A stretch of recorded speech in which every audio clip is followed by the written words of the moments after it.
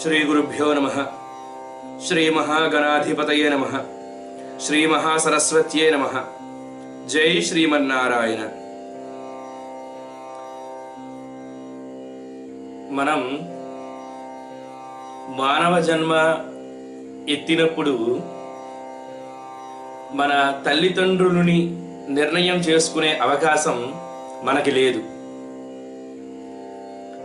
మనం శరీరాన్ని విడిచిపెడుతున్నప్పుడు మనం ఏ సమయంలో శరీరాన్ని విడిచిపెట్టాలి అనేటటువంటి నిర్ణయం తీసుకునేటటువంటి అవకాశము మనకు లేదు. కానీ స్నేహం చేసేటప్పుడు మాత్రం నిర్ణయం తీసుకునేటటువంటి అవకాశం మనకు ఉన్నది.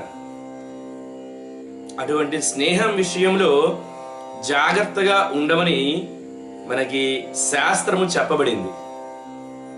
ఎటువంటి వారితో స్నేహము చెయ్యకూడదు అనే విషయాన్ని మనకి ఋషులు అందజేశారు. ఇక్కడ మనకి ఒక 5 గుణాలు చెప్పారు. ఈ 5 గుణాలు కూడా నీ స్నేహితుడికి ఉన్నాయో లేదో పరీక్షించుకో అని అన్నారు. ఏమిటా 5 గుణాలు అని అంటే, లోకయాత్ర, భయం, లజ్జ, దాక్షిణ్యం, ధర్మశీలత, పంచ యస్మిన్ విద్యంతే నా కుర్యాత్తేన సద్గతిం అని అన్నారు.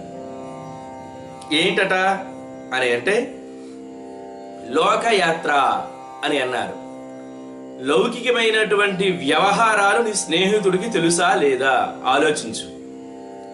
లౌకికమైనటువంటి విషయాలు తెలిసి ఉండాలట.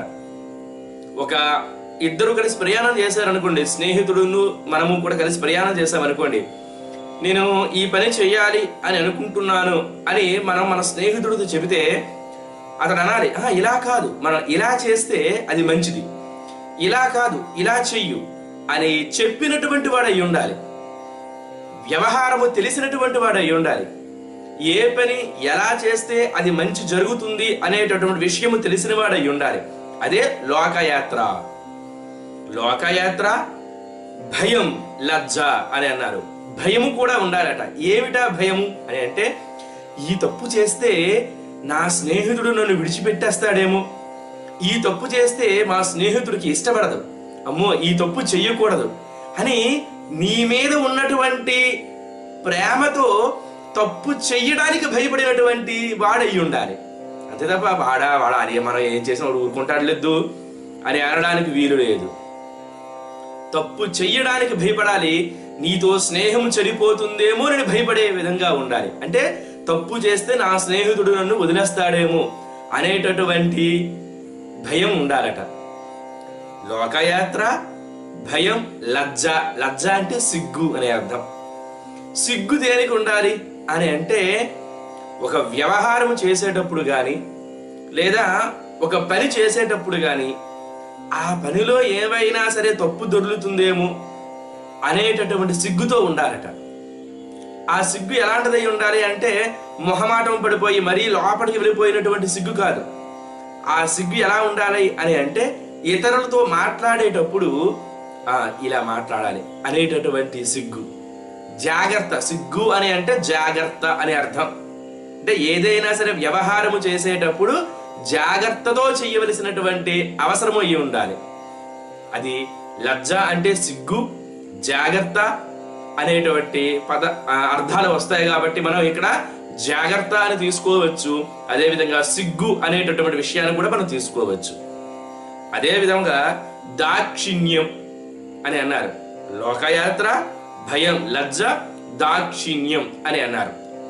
దాక్షిణ్యము అని అంటే సామర్థ్యము అని అర్థం. దయ, సామర్థ్యము కూడా కలిగి ఉండాలి. ఒక పని చెయ్యాలి అంటే నీకున్నారా, నీకు భయం లేదు, మనం ఇద్దరం కలిపి చేద్దాం, ఈ పని సక్రమంగా అయిపోతుంది, ఇలాంటి మంచి పనికి నేను ఎప్పుడు నీకు తోడుగా ఉంటాను, ఆ విషయం నాకు తెలుసు కదా అనేటటువంటి సామర్థ్యము, మనకి ధైర్యాన్ని ఇచ్చినటువంటి సామర్థ్యము, ఎదుటివారిపైన దయ చూపించినటువంటి సామర్థ్యము, అటువంటి స్నేహితుడై ఉండాలట. సామర్థ్యము.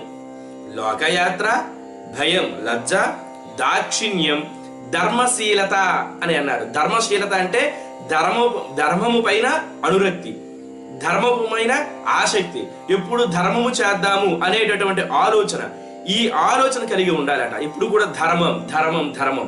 మనం పొరపాటున అధర్మం వైపు నడిచి వెళదాము అని అనుకున్నప్పటికీ కూడా మన స్నేహితుడు చెప్పి, లేదు లేదు మనం ధర్మము వైపు మాత్రమే వెళ్ళాలి, అది ఫలితం ఆలస్యముగా వచ్చినప్పటికీ కూడా మన ధర్మము వైపు మాత్రమే వెళ్ళాలి అనేటటువంటి సలహా ఇచ్చినటువంటి వాడు మనకి స్నేహితుడై ఉండాలి.